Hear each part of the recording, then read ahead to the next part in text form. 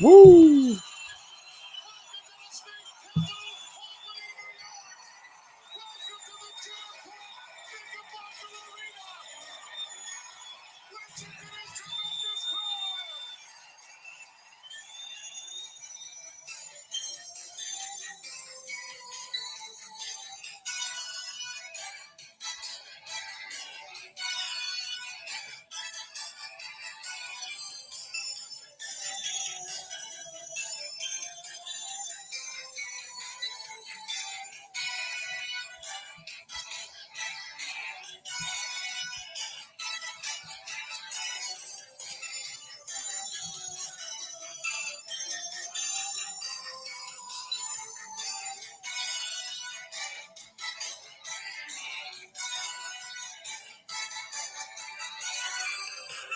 Man, the good old days, the good old days. What's up, everybody? This is Jay Aletto, and sorry for the little mess up in the beginning. Maybe I'll go back and edit it. Maybe I won't. I don't know. I'll do whatever I want. But the bottom line is I didn't hit that unmute button on the microphone. But now I'm ready to rock and roll. We are live right here, PWP Nation YouTube page. Thank you for joining me here for this video, live as I like to do it.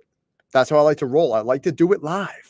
So we're chilling here today. I'm waiting for a couple of my buddies to join me on board for this very special edition, which I say every single time that I do this show. It's a very special edition. And tonight we're going to be talking about the 2021 WWE Royal Rumble. And guys, this is without a shadow of a doubt one of my favorite, absolute favorite professional wrestling shows in the world. And man, I'm pumped up. I hope you guys are, because I am ready. I'm ready. Are you? Are you ready for the Royal Rumble? I'm ready to go. It's going to be a good show, I think. You know, we're going to go through the card. We're going to go through the doomsday scenarios, what many people think is going to happen, and what some people, you know, expect might happen. We're going to talk about what we think might happen after the Royal Rumble, heading into the WrestleMania season. But as always, if you like the channel, if you like my show, if you like me, do me the solid, hit that like button, hit that subscribe button, and share this video, or share any of the other videos on this page. That's the only way to grow, man. There's no other way to grow except for that, especially when you've been suspended multiple times on social media for various reasons. But let's go back to this song.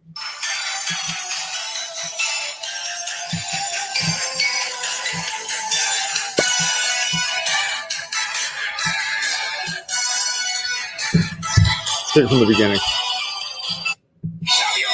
superstars compete in the Royal Rumble. Love it.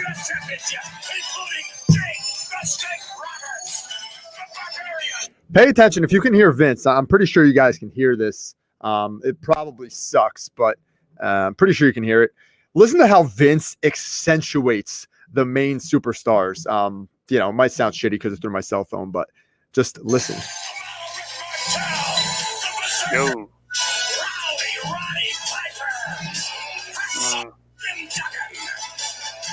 What's up? I'd like to welcome my friend, my buddy, Toph. What's up, bro? Yo, what's up? Can you hear me?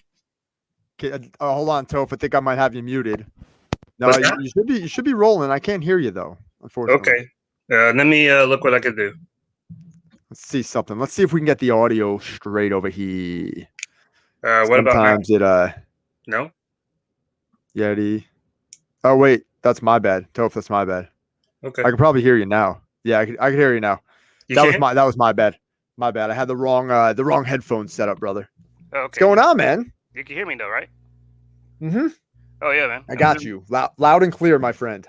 Yeah, I just came in. What's going on? Nothing, man. I'm just chilling, waiting for John. This is what I've been doing, bro. I've been doing these around 6 o'clock, right after the day job is over. I've just been going live and just talking and BSing. It looks like John's here as well. We're gonna add John to the stream. John, what's up, bro? Hey, what's up, guys? How's it going? Hey, what's up, Joe?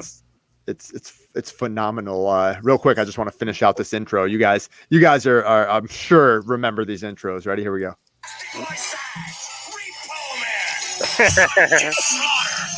Alleged real world champion Ric Flair, Hercules, Colonel Mustafa, Macho Man Randy Savage, Stunner,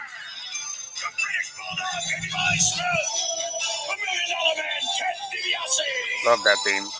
I love how Vince. Hogan. Yeah, that's gonna be the last one. The last one's gonna be the Hulkster. And I love how Vince, like, when the main event guys come up, he always over accentuates it. He's always like, I used to love his show. He always just be like, Shawn Michaels.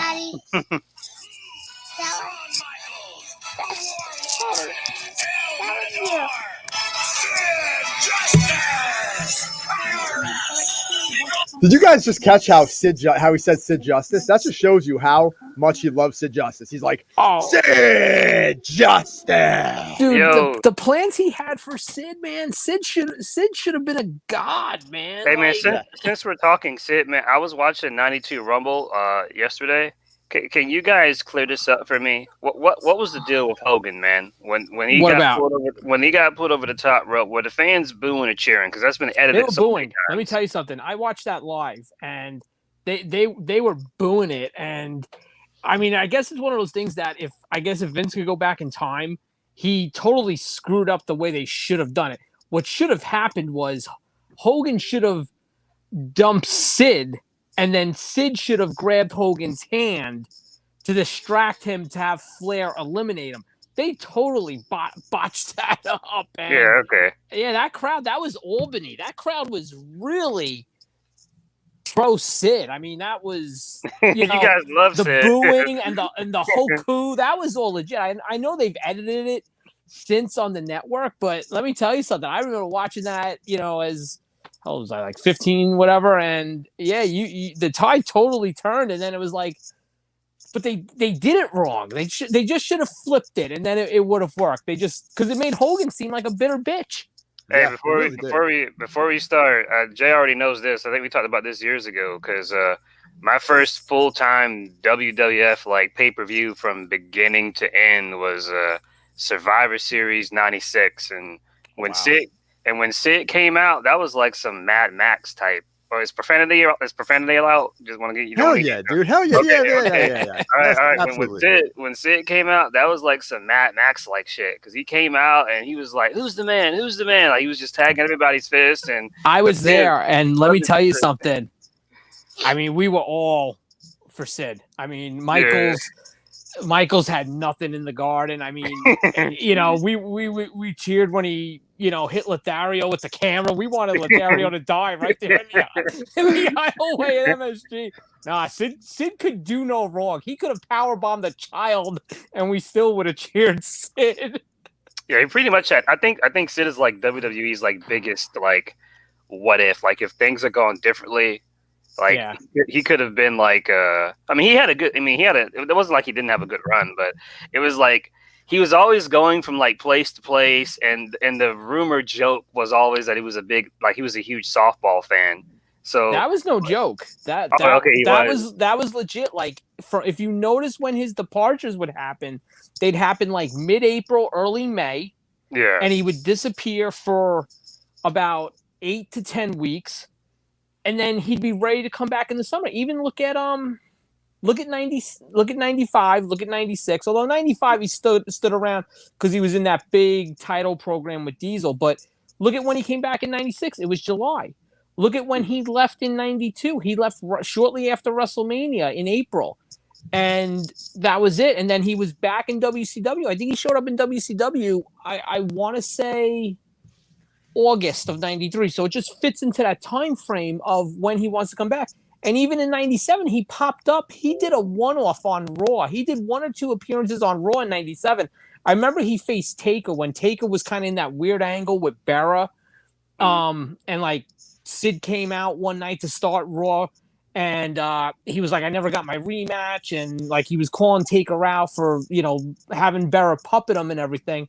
But then but again, that was, I want to say that was probably June or July 97. So that was right around, and he was around for a little bit, and then it just, that was it. It was, he was gone. But yeah, he couldn't shake that bug for whatever reason. And he really could have been. I mean, he had the bad forearm injury at one point in WCW. And other than like the Sid Arn incident, which really derailed what could have made him like a monster star in the history of everything. because he was being primed to face Vader at Starrcade that year, 93, and they taped a bunch of stuff that they had to like just completely get rid of. If he didn't have that incident, he would have been a monster star because he would have beaten Vader at that pay-per-view, and he probably would have done the typical WCW reign where you do like the 3 rematches, but that was when the pay-per-views weren't every month, so it would have probably gotten you into like the summer 93, 94. I mean, hindsight's 2020 with Flair. Obviously, it worked out perfectly, but you could have had a case where if Sid had stuck around, and let's say the scissor incident, the hotel incident didn't happen with Arn, Hogan's title feud in 94 could have probably been against it, and then you could have saved Hogan Flair maybe for that Starrcade 94, which would have, I think that, if you would have given that to Bischoff and all those guys who were in charge at that time, if you would have told them, listen, Sid Hogan, Bash at the Beach, Flair Hogan at Starrcade, I think they'd sign up for that in a minute, and then it also would have helped you prolong the Vader feud. Like, the domino effect would have just been, so beneficial for WCW at the time. All right, John, let's jump 30 years into the future real quick. All right. Yeah. Let's get off of memory lane and let's jump into the 2021 Royal Rumble. Edison Torres. Ed says, Jay, what's up? And he gives me a little bit of love. Thanks, Ed. Appreciate that, man. We're going to jump into Royal Rumble real quick, and we're going to talk a little bit about this, how I'm going to format this, guys, because I like to do these things very, very low-key and just kind of roll with the punches here. I'm just going to go over the card, utilizing the screen share. I hope you guys can see the screen, and just kind of like pulling up the matches, because I'm going to be honest, I have not watched Raw or SmackDown for the past few weeks. I don't care what happens on either show. I do watch the highlights, and I do figure out, like just seeing on Twitter, what went down, the major storylines. However, I'm not privy to what's going on. However, I am privy to the rumors. I do have an idea of what the doom and gloom situations are with this year's Royal Rumble, and we're going to touch on that. But let's go match by match, and let's see if we can somehow make sense out of how these Royal Rumble matches are going to transpire. Now, looking at the WWE website, it's a little bit weird. We have, seems like 4 matches. Is that right, guys? Is there only the 2 title matches? 5. I think there's the women's tag match, the women's tag titles. It's Charlotte and Asuka against Nia and Shayna, and then I think it's the 2 title matches and the 2 Rumble matches. I mean, you might get something thrown together at the last minute. I don't know what, but it's a little light. It's only 5.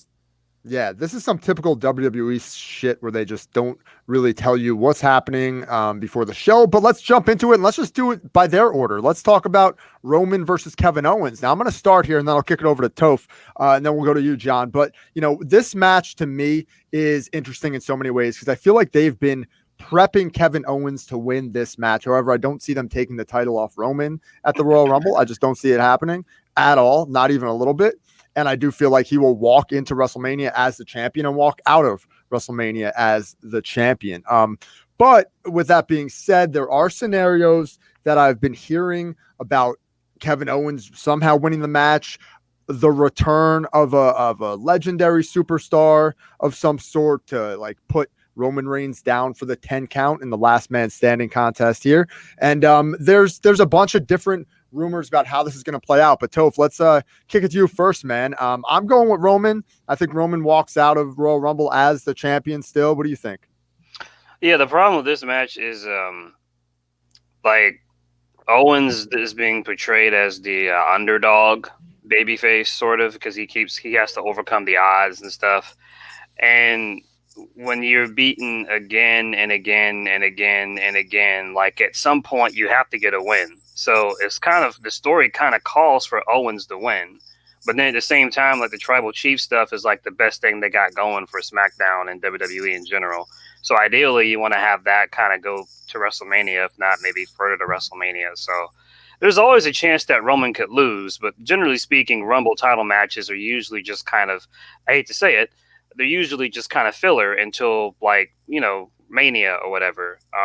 I could see some type of upset where Owens somehow wins, but then if he does that, you just get another match between them. So it's probably better if Roman just wins and finally ends the feud. But they have to do something with KO, because like if he loses like straight up again, then that's gonna really kind of hurt his momentum. So maybe they can do some kind of screw job finish. Maybe the other Uso can come back, or I don't know what his status is, or maybe Apollo will, like, because Apollo's been kind of like doing these segments with Heyman and Apollo and Roman. So if Owens loses, it has to be some kind of like screw job, like kind of like he beats Jay, like he's not you Jay, but like the so yeah, like he's ready for Jay or something, but then like some third party that Owens wasn't expecting gets involved or something. So he has to lose like in an unfair way, because if he loses like straight up again, it's just gonna make him like a loser.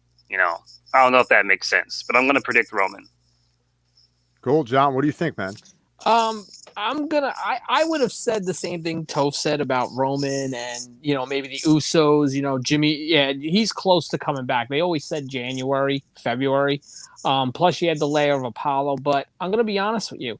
There's 2 pay-per-views between this and WrestleMania. You could go 99 Rock Foley here.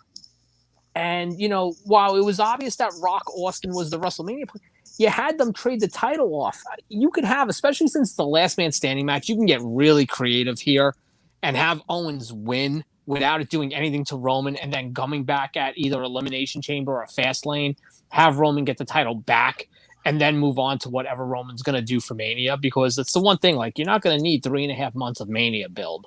So I could, I agree. I'm more leaning towards Toph, but I've opened myself up more to the possibility that Owens could win it, even for a short term, just to get that win, because Toph's right. Like, they've been building this. He's got to overcome him at some point. So why not here? Even if Owens, and again, it's done in a way where it protects everybody. Sure. Yeah, that makes sense, man. That makes sense. So I think honestly, like, I'll just add a little bit to that before we move on to this next match, which is McIntyre versus Goldberg, which is the weirdest thing. I can't even believe I'm saying that McIntyre versus Goldberg is happening, but it is happening. It's real and it's going down. But one last thing I'll add is, like, it also reminds me, this Roman Reigns Kevin Owens feud, a little bit of Triple H Mick Foley.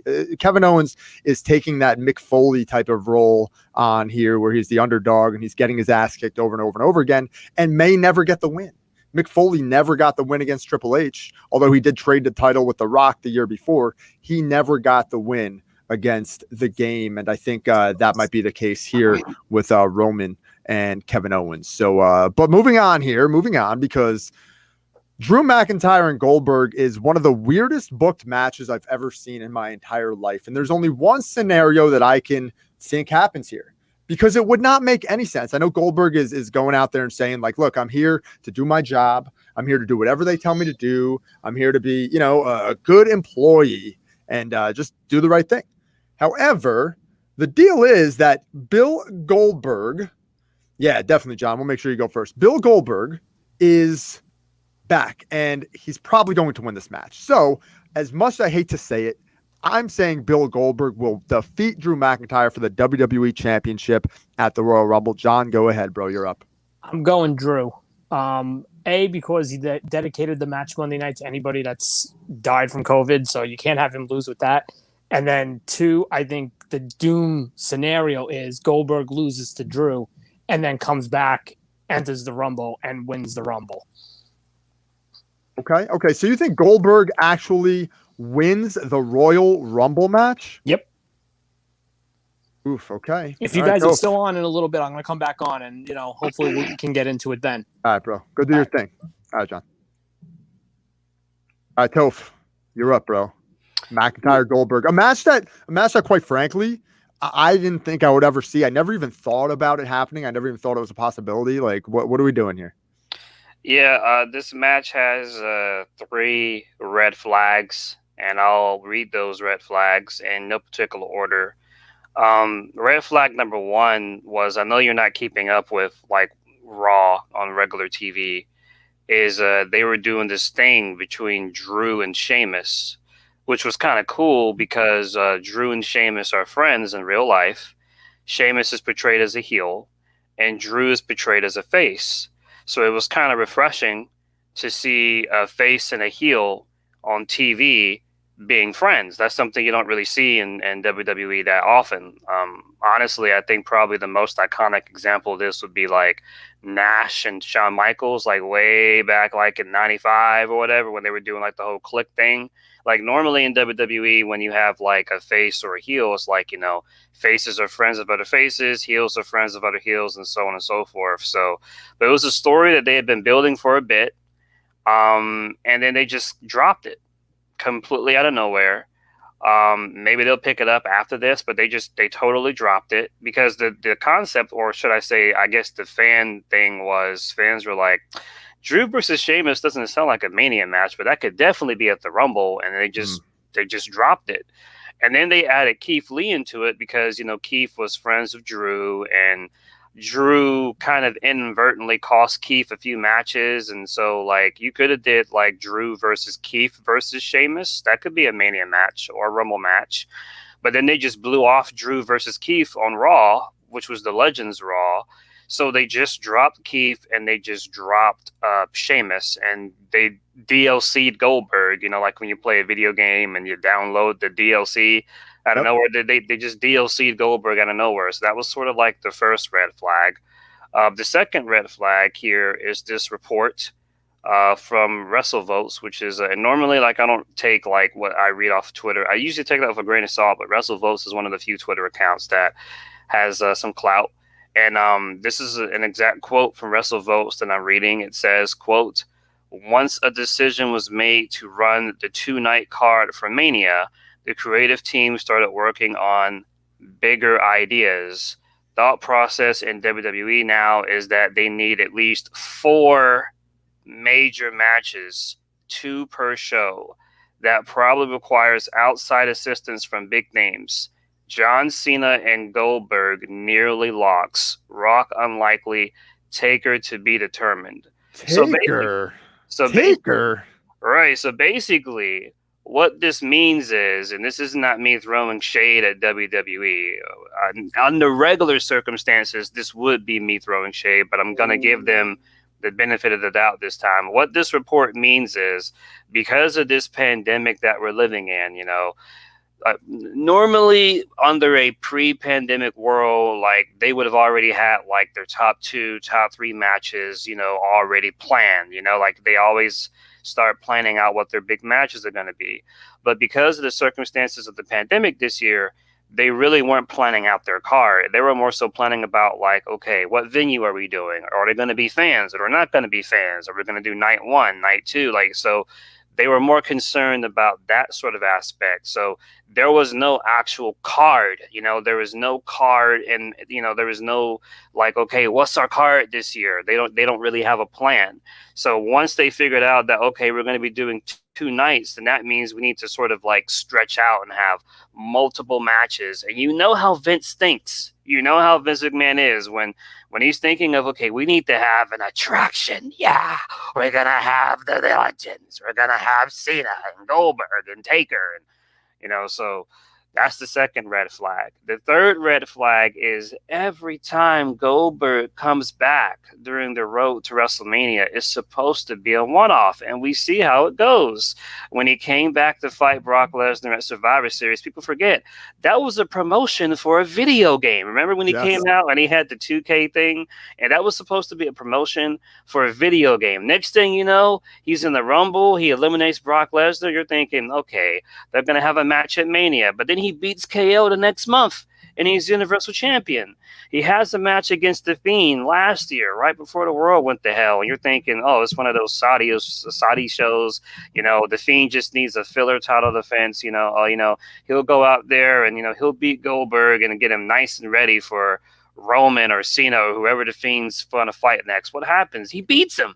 Yeah. He just beats him every time Goldberg comes back during Mania season. It's on paper, it's like, oh, it's going to be a one-off. But then, like, he wins. So it's like that old saying, fool you once, shame on you. Fool you twice, shame on me. But 3 times? Nah. I'm not falling for it this time. So Goldberg, they could have gotten anybody. And also another thing too, sorry for like spending so much time on this one. in the eyes of Vince, this is the biggest red flag right here. This is the biggest red flag. In the eyes of Vince, the reason why he brought back Goldberg, I mean, I don't agree with it. This is just how Vince thinks. Vince brought back Goldberg because in his mind, he feels like nobody was ready to face Drew. He felt like that they hadn't built up anybody enough to believably have a challenger against Drew. So in his mind, he feels like no one's ready. Well, I mean, I don't think that's true because they were building up Sheamus and Keith Lee. They could have did that. But for the sake of argument, let's just say that Vince is right. Let's just say that nobody is ready. Well, whose fault is that, Vince? That's your fault because you're not pushing up anybody. You know what I'm saying? So the fact that he keeps bringing back these guys, that's a red flag. But anyway, I didn't mean to rant on this answer or anything, but just everything about this match just screams red flag. Red flag, red flag. You know, it's like if you're driving and you have a gut feeling, you know, I should get off this road. Should probably get the fuck off the road. You know what I mean? And so like they're giving us all these red flags about this match. So like if Goldberg goes in there and just fucking spears him and jackhammers him, I'm not going to be bitching and moaning. If anything, you know me, Jay, I'm gonna post that Vince McMahon laughing gif, you know, where he's like, I'm gonna have it ready, man. So the match in theory should be like about 4 or 5 minutes. The match should just be like Goldberg. This is what the match should be. The match should be Goldberg spears Drew once. Drew gets up. He spears Drew a second time. He goes for a third spear. Drew rolls out the ring. Goldberg goes for a third spear. Drew gives him the Claymore kick or whatever. He throws Goldberg back in the ring. Goldberg goes for another spear, and then Drew just Claymore kicks him. 1, 2, 3. Kind of like what Brock and Goldberg did like at Mania. What was it, like 33? The one with the it should be like a quick like 5-minute match. Just that's what it should be. But I just feel like Goldberg's just gonna fucking just spear and jackhammer him. I just that's what my gut tells me. Goldberg says that he's scheduled to have at least 2 matches per year. Obviously, he would be working the Saudi shows if we weren't in a pandemic, but you know they can't go over there for the time being, so they got to make with what they have work. So I just feel like Goldberg's just gonna beat him. It's stupid. It's really dumb, but the 2-night thing, like the 2-night thing. There's no way Goldberg is just having some filler match with like Randy Orton. I mean, I'd be fine with that, like Goldberg versus Randy Orton, like that's an attraction to me. That's an attraction, but we know how Vince is. You know, like you didn't have to do Rock Cena 2 with the title. That you could have did that without the title, but he put the title in it because in Vince's mind, he's like Rock versus Cena for the WWE title. That's an attraction. You know, that's just how he thinks. That's how Vince is. He's done this time and time and time again. You know, WWE is like that. Not WWE, but really, Vince McMahon is like that abusive relationship. You know, like you hope it's going to get better, but you know it's not, and you're too afraid to leave because it's all you know. So I've been ranting on this for a while, but I just feel like Goldberg is going to win. He's going to beat Drew, and yeah, that's basically what I think, and it sucks for Drew, but yeah, it's gonna be quick work for Goldberg. I think we might see the Miz get involved somehow, possibly, and maybe cause distraction. Maybe Sheamus gets involved. Maybe that's what they're thinking. Maybe they're thinking that they're gonna do Drew McIntyre versus Sheamus at WrestleMania, and that's gonna be Drew McIntyre's match. They're gonna start a blood feud. It's going to be a major match for those two at the big show, and they're going to pull Drew out of the title picture momentarily. He's already got 2 title reigns under his belt. There's room for a third. They can always give the ball back to him. He's still relatively young. I mean, he's got a lot of miles on his body over his career, but he's jacked. He's in fantastic condition. Yeah, the dude's younger than me. He was born in 1985. He's like literally 18 months younger than me. So it's like, come on, man. The guy's got it. And since he brought up the Miz, I forgot about him because he's the Money in the Bank. He's been thrown around too in the nightmare scenario. You could do a scenario where like this is so dumb because this whole thing is dumb. But ordinarily, you're supposed to cash in after the match. But you know how Vince is. He'll have Miz cash in mid-match like Rollins did because it fits the narrative that they want to do. You could have Miz cash in and then you could have Goldberg pin Miz. that would be their way of protecting Drew. But if Goldberg pinned Miz, then that would still make him the champ because then it would be a 3-way. And then there's one story going around that's saying, well, you could have Miz cash in, and then you could have Drew pin Miz, but then he doesn't pin Goldberg. But then that can be like, and then Goldberg could be like, well, I didn't lose, and so that's how he can be in the Rumble later that night and then win. So because of the circumstances, like even if Goldberg loses, he could still come back and win. So this whole thing just screams like massive paranoia. It's like when you turn your TV on, it's like tornado watch, and you're like, ah, shit. You're just you're just waiting for it. You're just waiting for it. Like, I can't go to sleep. So, but yeah. Yep. Well, that leads me to leads us to the men's Royal Rumble here, as the women's Rumble is, I guess, scheduled to close. So there's going to be some kind of giant hero moment, whether it's and we'll talk about that in just a couple of minutes. But the word on the street is that the men's Rumble is up first on the night. I'm not sure if it's going to be the opening match or what. They might do the Rumble matches back to back. Who knows how they're going to handle it? But it's very interesting because they've made a coordinated effort to add Shinsuke Nakamura into the babyface side of things. Cesaro as well. They kind of turned babyface, from what I understand. Edge is now in the Royal Rumble match, as you can see on the screen. Daniel Bryan is a favorite right in the middle of the graphic here. Big E is right in the middle of the graphic. That storyline's been playing out with Paul Heyman and Roman and all that stuff. We got Orton in the Rumble, and I'm sure we're going to have some surprises as well. So I'm just going to kick it with my prediction first for the Royal Rumble. Again, there are many different scenarios that I see playing out. Edge is a very interesting situation because I think Edge versus Roman is a match that a lot of people could get behind. I think the storyline would be absolutely awesome. I don't think you should put Edge anywhere near Randy Orton at this point in the game. Keep them away from each other because we don't need more of that. We spent the entirety of 2020 dealing with that stuff pretty much.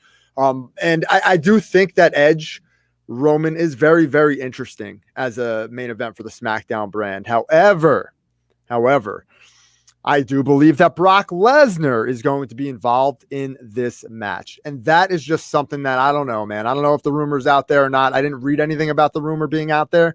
But what makes me nervous is that Goldberg beats Drew McIntyre and Brock Lesnar wins the Royal Rumble. And that's how you get Brock versus Goldberg again at WrestleMania for whatever reason. Now, again, your Goldberg idea to win the Rumble would be cool because they've had a match scheduled with Roman for a year now, and I'm sure they want that to happen.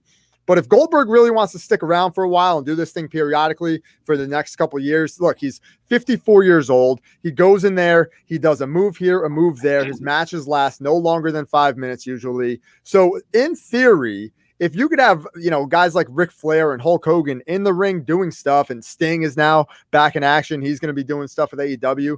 Goldberg, in the physical condition that he's in, he's still jacked to the gills. He's still training his ass off, as you can see by the video I just played before. I think in theory you can still have a mega huge match between Goldberg and Roman in the future if you wanted to. But I don't think that I'll just go with my prediction here, what I think is going to happen. I don't think you're going to have Edge in this match without having a serious possibility of him being your big hero winner of this match. Now, I didn't believe this was going to happen until I saw his promo from Raw, and that promo was really good. I think you can, I don't know if you saw the promo too, but I think you can agree that promo was really good. Edge is literally he's not at the top of his game, obviously, because the top of his game was a decade ago. But Edge is still one of the absolute best performers in the business from an overall standpoint. He hasn't lost it. He still has it very much so. And I think they need to take advantage of that while they have the opportunity to do it. If you have the idea that you want Edge to win the Rumble this year, if that's even a thought in your mind, do it now. Don't wait a year because there might not be another year left. So I'm going to go official prediction for this match. Although there's many different scenarios that could play out, I'm going to pick Edge. Mm-hmm. What do you think? Well, this Rumble is different. It's interesting because I'd say this is one of the more unpredictable Rumbles. They got a lot of stories in this Rumble. So you said in the beginning that you haven't really been following Raw and SmackDown. No. So to those that don't know, Daniel Bryan is part of creative now. And, he's been using his creative clout to help put people over. He's been losing a lot. He lost to when they first turned Jay heel, Jay Uso. He had a singles match with Jay, and he lost to Jay. He had a singles match with Nakamura, and he lost to Nakamura clean. Yeah. I saw that stuff. I started to cut you off. I saw that stuff. I literally the last I've been out of the loop for like the last 2 weeks completely. So I saw some of that stuff. But yeah, totally. That's very interesting that you brought that part of it up, man. Yeah. So he lost to Jey Uso. He lost to Nakamura. He lost to Cesaro as well. Each time he lost clean. They did like this Talking Smack segment. I want to say it was like the end of last year or the beginning of this year where he was talking to Paul Heyman. It was a really good segment where he said that he was going to win. I think the line of the segment was he said that he was going to win the Rumble and come after Roman. And if he doesn't win the Rumble, he's going to come back. He said if he wins the Rumble, he's going to go after Roman. And if he doesn't win the Rumble, he's gonna go after Roman anyway, or something like that. Like they planted the seeds or something, and the story between like Bryan and Roman's like already there. It's already set up from like all that mess from 2015. So going into the show, that's sort of like the story that they've been building up the most. So on paper, it seems like Bryan is the one that could win. Then they're doing this whole Big E thing. There's this really cool theory on social media, on Twitter. I don't think this is what WWE is planning, but sometimes Vince will take notice of stuff that fans say. The theory for Big E is that, Big E did the little segment with Paul Heyman on Talking Smack, and, Paul Heyman was saying, with all due respect, Big E, when was the last time Roman was in the ring talking about the Shield? As if trying to say, like, the Shield held Roman back. The New Day holds you back. So, like, there's like some segments between Heyman and Big E where Heyman's kind of like swaying Big E to go after the Intercontinental title. So one theory is that Heyman is pushing Big E to the Intercontinental title to get him away from Roman, to distract them, sort of like almost to say as if like, oh, I don't want this guy fighting Roman. I don't think that's like what Vince planned, but that could be like a cool story. I think Big E's a possibility, but if he won, you'd have to get the Intercontinental title off of him before Mania, so he's another one. They are doing something strange with Nakamura and Cesaro. I think whatever plan they had got ruined because of COVID. I guess somebody was sick or something. All I know is Nakamura lost to Otis in like 3 minutes, and you're just kind of like, what the hell? And then all of a sudden, Nakamura wins a gauntlet, or like he has like a good showing in a gauntlet match or something like that. And he's a face. Like they've clearly positioned him as a face because he has like his face music again. Cesaro is also getting a push. And then you also have, I think someone mentioned Seth Rollins. I think someone left a comment where they mentioned Seth Rollins. Seth is, he's on baby leave, maternity leave because of Becky and stuff like that. Seth Rollins is a possibility. I don't think he could win, but he could be someone that could come back. So he's there. Is there any other name I'm forgetting? I think I've gone through most people. Oh, and there's Edge. There's Edge. Edge. Edge. So they aired the Edge promo because the Rumble will not have any fans. So they wanted to, I guess, have that as a surprise or whatever. Edge is another possibility. He never lost the World Heavyweight Championship. He retired as World Heavyweight Champion. Unfortunately, the title he had no longer exists. It's been retired. I could see him winning, and scarily enough, you have Edge, you have Roman, and you have Goldberg. You have three guys who used to spear. So you could have Goldberg win, and then you could have Edge win, and then you could do Goldberg Edge Battle the Spears, or you could have Edge win and he can fight Roman and again Battle the Spears. Vince is gonna get his Battle the Spears one way or the other. Like he's looking at that, he's like, yeah, Battle the Spears, So, but I'm gonna predict though that they follow the original plan, which is to have Bryan win. And they don't have to do Bryan Roman now. Like, they could wait. There's all types of stuff they could do, but I'm going to go ahead and go with the original idea, which is I think Bryan's going to win. But, and of course, there's the idea of Lesnar coming back as well. I don't think he's going to come back, but, I mean, it's possible, And if Lesnar did come back, again, like, there's two ways you can go about it. You could do Lesnar Goldberg again, or if he did Lesnar Goldberg again, the draw is not Lesnar Goldberg again. The draw is Paul Heyman would basically have two guys on Raw, one guy on Raw, one guy on SmackDown.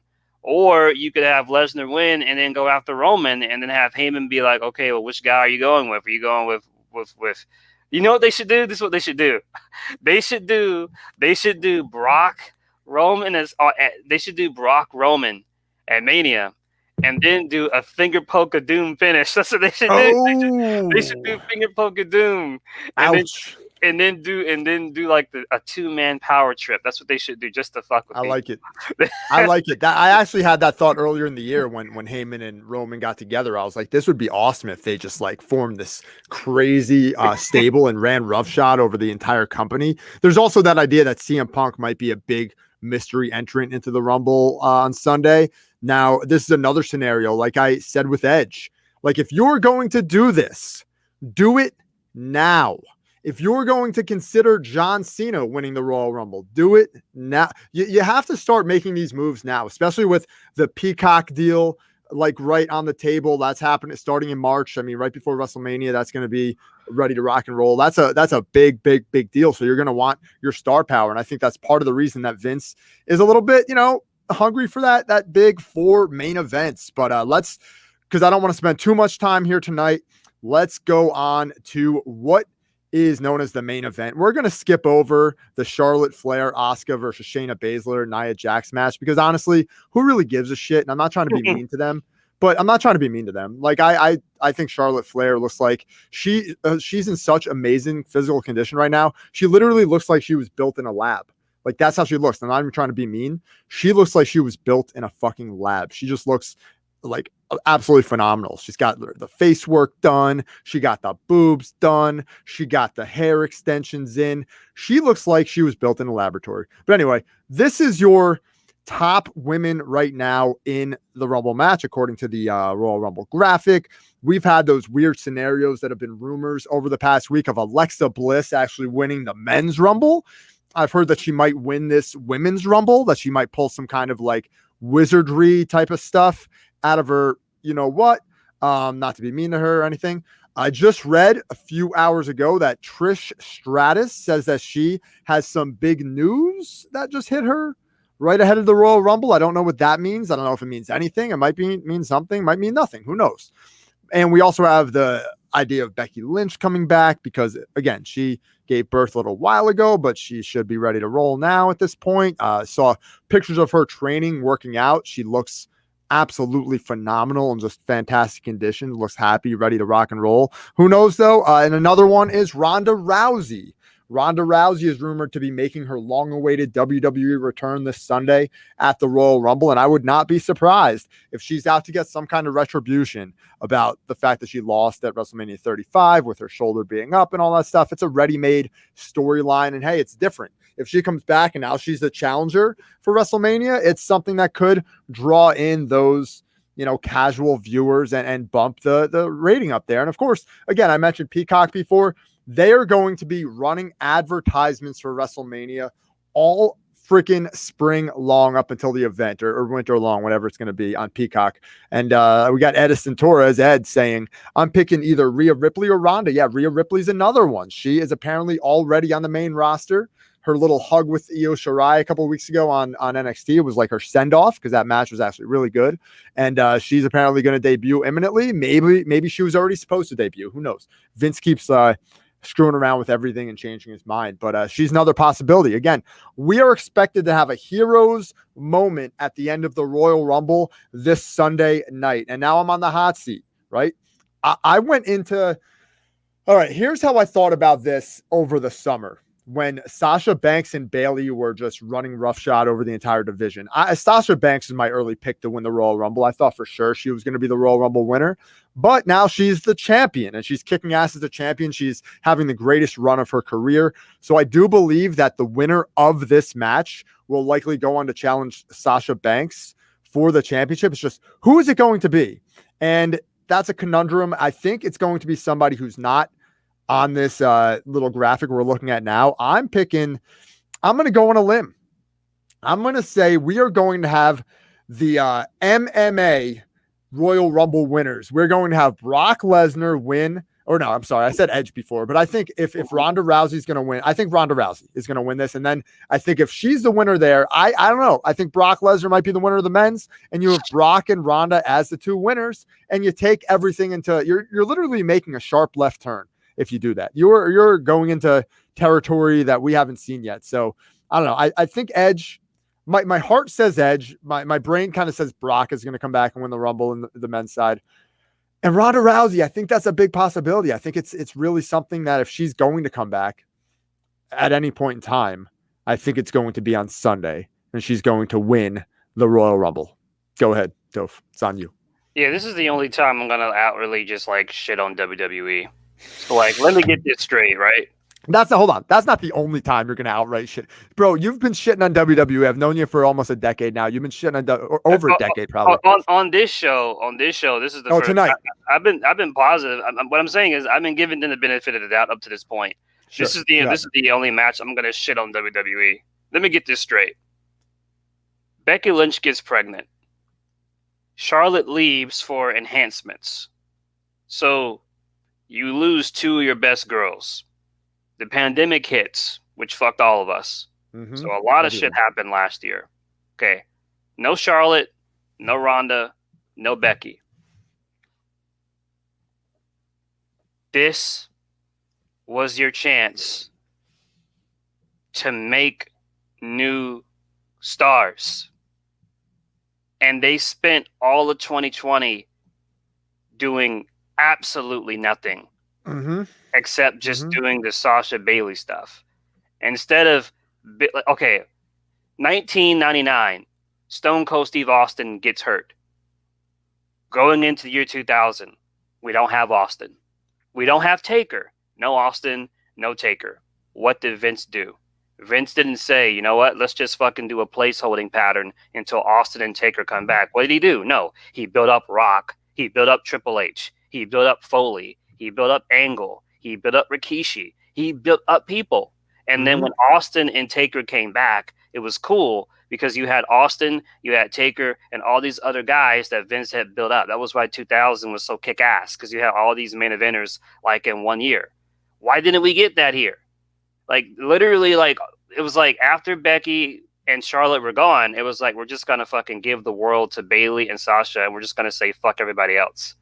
Right. Like, this is ridiculous. Like, this, they put the whole division on a placeholding pattern. Like, this is like a hot take. I don't care that much for Shayna Baszler. I find her boring. I don't really care for MMA chicks. But that being said, she has a pedigree. I think she was like the longest reigning like NXT women's champion. She was badass down there. Why the fuck is she with Nia Jax? Really? Yeah. What? Yeah. And they love that whole frenemies type of thing with the women. They love it with the men too, where you're strange bedfellows. You don't really get along, but you're forced to tag team, and then you start kind of getting along, but there's always some animosity and issues there. That's what they're doing here, man. It's the same exact stuff. This women's division is an absolute disaster. People are giving shit. People are shitting on like AEW's women's division. This division is fucking trash. Because outside of the Four Horsewomen and Asuka, they haven't built up anybody else. It's been the same shit. Ever since they brought back the brand split in 2016, it's been the same girls. It's been one of the Four Horsewomen, Asuka or Alexa Bliss. That's it. They've made no new stars.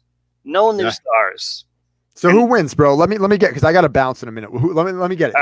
Who's gonna win it? I agree. The winner is gonna challenge Sasha, and I feel like of all the girls advertised, I feel like Sasha versus Bianca Belair makes the most sense. Ooh, they're doing Bianca versus Bayley right now.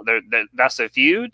And the thing about Bianca is, like, Bianca versus Sasha is a good match, but, like, what has she done? Like, she hasn't done anything incredible yet. So, like, if you beat Bayley, the longest-running SmackDown Women's Champion, that could say, hey, that's her way in, or she wins the Rumble, or whatever. I think Bianca versus Sasha, for promos, the promos between those two will be great. You know, the problem with Bianca versus Sasha is currently they're both faces, and that's something that Vince doesn't really like.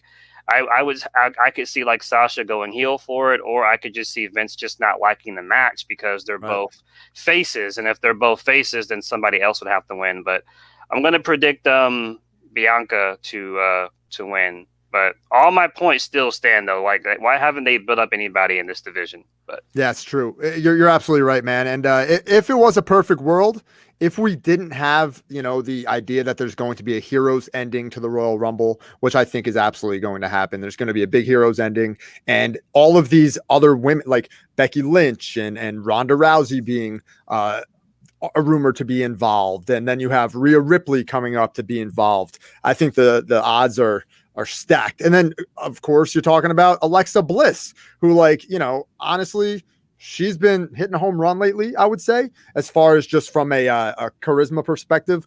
But there's a lot of opportunity there. Another scenario I just want to throw out there before we really wrap this up is John Cena. I mean, John Cena is rumored to be coming back for the Rumble and possibly going after that 17th title reign that he's trying to get to overtake Ric Flair. And I think that would be an interesting scenario if he came back and challenged either Roman or Drew McIntyre or Goldberg. But I hope not, though. But yeah, that's about it, man. I got to wrap this up. I got to bounce. But Toph, any final words you got on this show? Anything else for the Royal Rumble? Yeah, get your memes ready. Prepare for the best, but expect the worst.